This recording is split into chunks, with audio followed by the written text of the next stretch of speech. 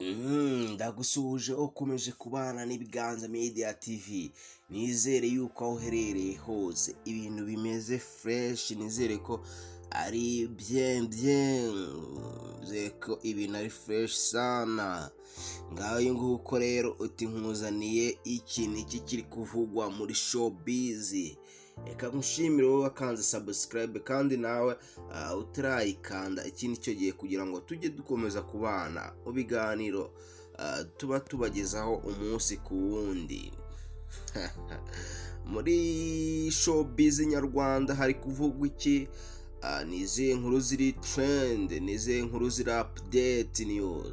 Sasa rero twihuse cyane, turihuta tumanuka ku nkuru ya mbere y'umusore ukomeje gukora ibitangaza muri music. Uyu musore akaba yitwa Platini, aho Platini muri entertainment cyangwa se mu makuru arambuye tugiye kuza kuba tumugarukaho tuvuga tuti Platini ni iki kigiye kumuvugwaho uyu musore wahoze mu itsinda rya Dream Boys. Platini dore yuko yari amaze agahe ameze nk'utuje nk'udahari. Platini kuri uyu munsi bimeze gute? Platini rero yerekeje muri Amerika kumuza ku byo kuririmbana na TMC. Uti bimeze bite? TMC ngira ngo murabizi nyine, ni umwe mu bo baririmbanaga mu itsinda rya Dream Boys. Ese biri buze gushoboka ko bari buze kuba baririmbana mu bitaramo agiyemo muri Leta Zunze Ubumwe za Amerika? Ese biraza kuba bigenda gute? Icyo usabwa ni ukugumya kubana natwe, ntukureho ijisho ku Biganza Media TV kugira ngo ugumye kumva inkuru tukugezaho gatanu ku kandi.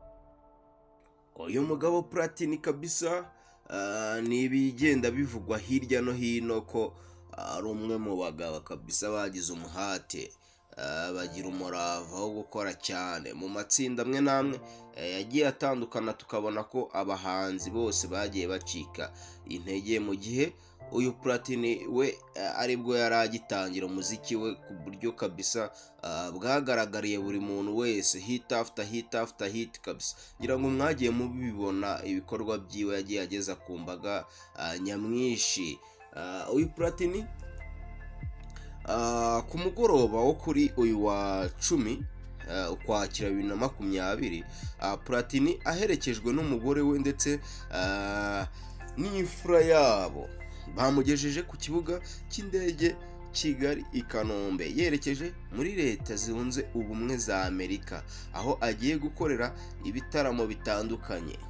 Uyu musore, uyu mugabo Platini akaba yerekeje muri Leta Zunze Ubumwe za Amerika gukora ibitaramo byiwe arimo arategura. Ngira ngo ibi bitaramo akaba ari kugenda bitegura ku ba diaspora cyangwa se ku bakunzi biwe bari muri Leta Zunze Ubumwe za Amerika. Uyu mugabo kandi ngira ngo indirimbo amaze gukora ni indirimbo zagiye zitrendinga ku rwego rufatika, ku rwego rushimishije. Bamwe byakomeje no kubatungura ku buryo agaragaza ko yari ashoboye hatandukanye n'uyu TMC.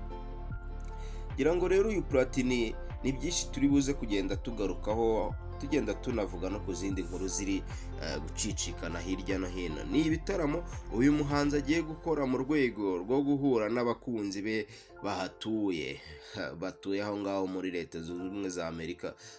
Tugomeza tunabasuhuza aho baherereye hose abadukurikiye kugira ngo natwe bajye bagumya kubana natwe gatanu kandi tubagezaho inkuru ziri trending. Icyakora mbere yo guhaguruka yabwiye abanyamakuru ko agiye mu bitaramo bigaruka ku muziki we, ahamya ko ibyo gutaramana na TMC bahoranye mu itsinda rya Dream Boys atari ibintu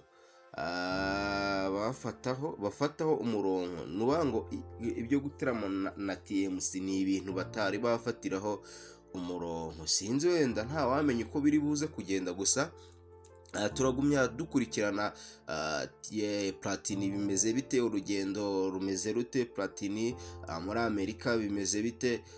turagenda dushakisha inkuru uko bwije uko bukeye cyangwa se isaha ku yindi kugira ngo niba hari icyabaye kidasanzwe duhite tukibagezaho, kuko niko kazi twiyemeje, ni nacyo tuhabereye kugira ngo tujye tubagezaho inkuru ziri update kabisa. Yasubije umunyamakuru wari umubajije niba adateganya kwiyambaza TMC bagataramira abantu mu ndirimbo za Dream Boys. Platini yagize ati, nzishima ningira amahirwe yo kumubona, bizaba ari byiza. Nibaza ko byaba ari ibintu byiza kuko imyaka yari ibaye 3. ubwo urumva ko abavandimwe kabisa imyaka ibaye 3 batabonana, ari nayo mpamvu uyu Platini avuga uti byaba byiza mubonye kuko igihe gishize ni igihe kitari gito. Urumva nk'abantu kabisa bagiye bihiringana, ngira ngo turabizi twese, ngira ngo Dream Boys kabisa yavuye kure cyane.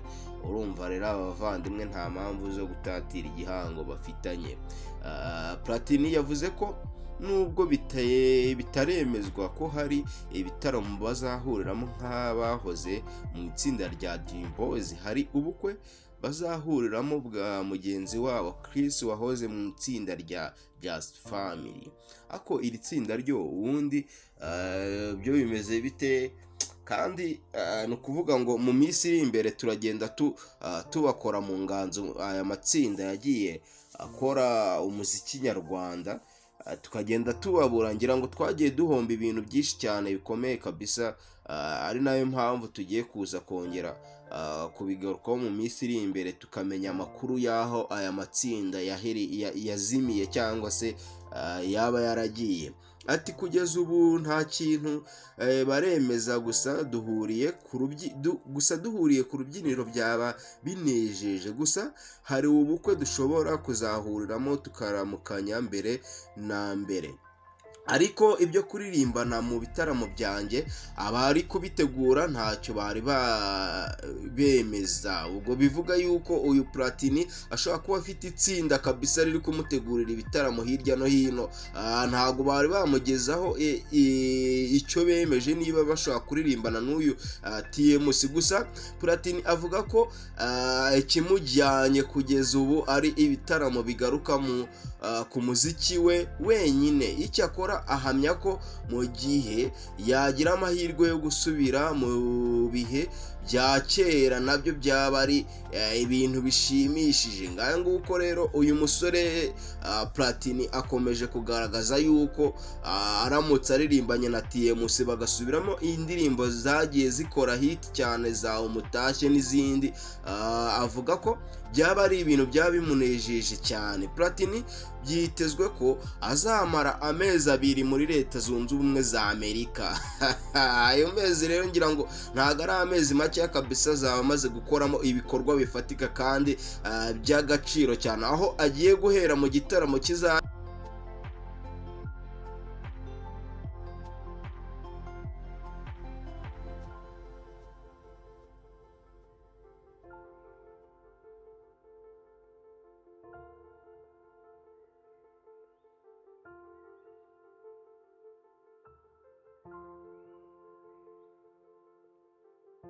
uyu mugabo. Iki gitaramo akaba arimo aragitegurira Louisville muri Kentucky.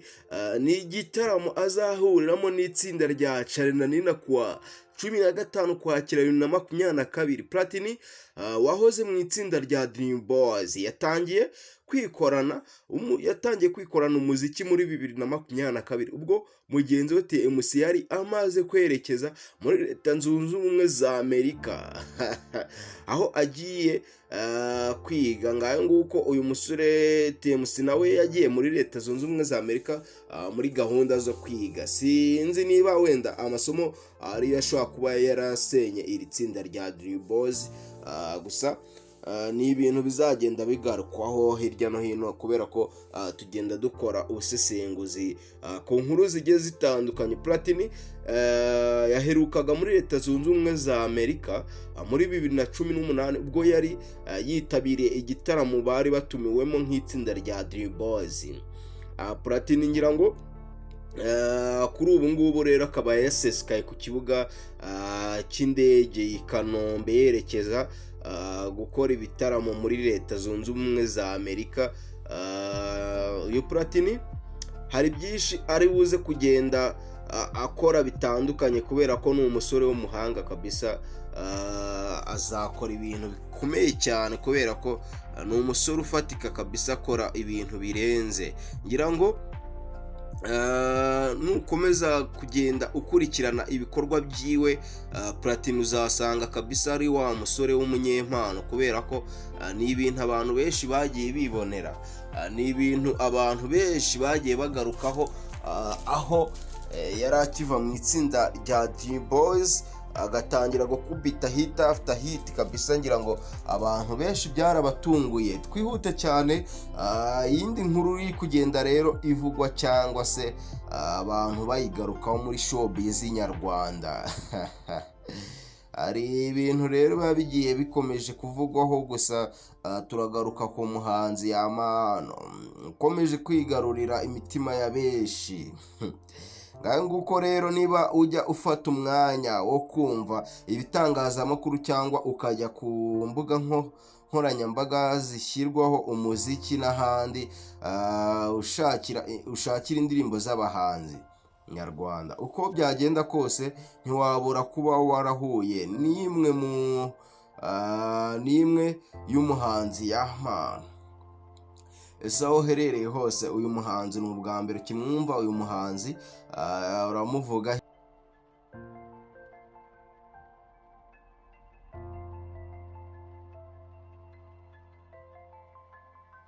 Uyu musore ubusanzwe witwa Uworizagwiye Florien amaze igihe gito mu muziki, kuko muri Werurwe 2021 nibwo asa n'uwawutangiye mu buryo bweruye ubwo yashyiraga hanze indirimbo yise Prayave.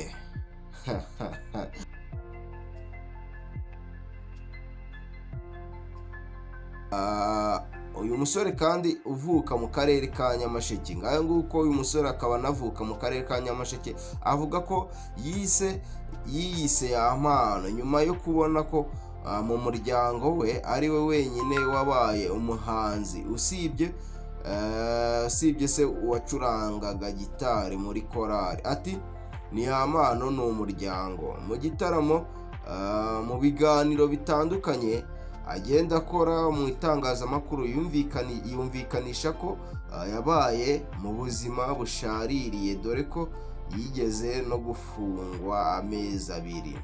Avuga ko icyo gihe yari yabeshyewe n'umukobwa w'umuturanyi wavuze ko yamufashe ku ngufu akamutera inda n'indwara zitandukanye. Gusa ibimenyetso bya gihanga byagaragaje ko uwo mukobwa adatwite, atigeze anasambana muri icyo gihe. Mu kiganiro yigeze kugirana na Yago TV show, yavuze ko icyo gihe ubwo yari muri gereza yagize kwiheba bigera naho yanga izina rye Uworizagwira. Umunyarwanda yaravuze ngo izina ni ryo muntu, Uworizagwira nyine kabisa. Ndakwihanganishije ubwo nawe ryarakugwiriye, ni ukwihangana. Ngira ngo ibi byose bibi ni ibyiza umuririmbyi yararirimbye ngo tubibonera ubushake bwayo. Yamano utaragize ibihe byiza ubwo yari atangiye ubuzima bw'umusore i Kigali, byageze aho ajya gukora akazi ko gufasha abafundi ubuyede igihe hubakwaga umuhanda wa Mpara. Uyu muhanzi wari muri ako kazi k'ubuyede yigiriye inama yo kujya muri studio ya Unlimited Record, ariko agahisha ko abayeho nabi. Uyu muhanzi kabisa urumva ko ngira ngo ni za mvune z'abahanzi Paxson yaririmbye. Imvune z'abahanzi kabisa ntago ziba zoroshye, wowe utabizi unabimenye urumva yuko kuri kose Yamano aba yagushyize hanze. Icyo gihe producer Odilo wakoreraga muri iyo studio yabonye ko abayeho nabi amukorera indirimbo 12 ku buntu. Wala ibaze kweli, wow. Respect kabisa kuri uyu producer, afite umutima mwiza cyane kabisa. Producer ngira ngo ni heshi uzasanga aba producer ariko badashaka gufata iki cyemezo. Inzu ifasha abahanzi ya TB Music Entertainment yabengutse ubuhanga bwe. Urumva yakunze ubuhanga bw'uyu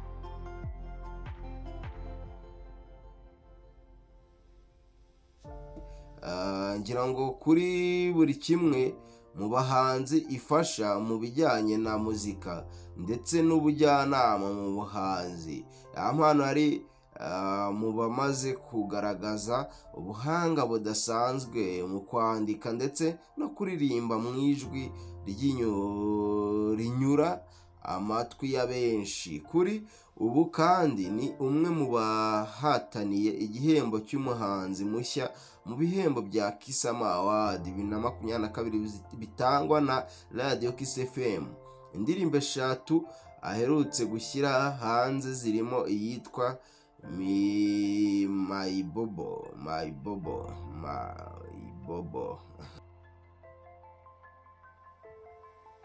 Indi ndirimbo aherutse gushyira hanze Urizagwira ivuga ku nkuru mpano ndetse n'iyitwa Uwo Muntu. Ngaye nguko rero ni indirimbo wumva zihariye mu bijyanye n'ubutumwa bugize buri muntu wese ashobora kwisangamo. Urumva kabisa ubutumwa bugize izi ndirimbo ni ubutumwa buri muntu wese ashobora kwisangamo, ibintu bikagenda neza. Reka twumve Uwo Muntu. Uwo Muntu ni indirimbo igaragaza ko umuntu agirira nabi abandi nyamara yirengagije ko izina ry'ubuzima yaba umukire cyangwa umukene ntawe ukwiye kwishuka ko ari hejuru y'abandi, kuko n'ubundi bavuka kimwe bagakura bitandukanye gusa bagasaza nyuma bagapfa. Icyo iherezo rya twese no gupfa nyine, urumva gutakara mu butaka n'urwo rugendo. Igaruka ku bubi bw'ikiremwa muntu mbere yuko isohoka. Mpano yabanje kuyiririmba kenshi mu biganiro yagiranye n'abanyamakuru batandukanye, bakamusaba ko yayikora igasohoka kuko hari uko yabakoze ku mutima. Indirimbo kabisa ndumva yuko igaruka ku gahinda n'amaganya cyangwa se n'ibibazo yagiye ahura nabyo mu rugendo rwiwe.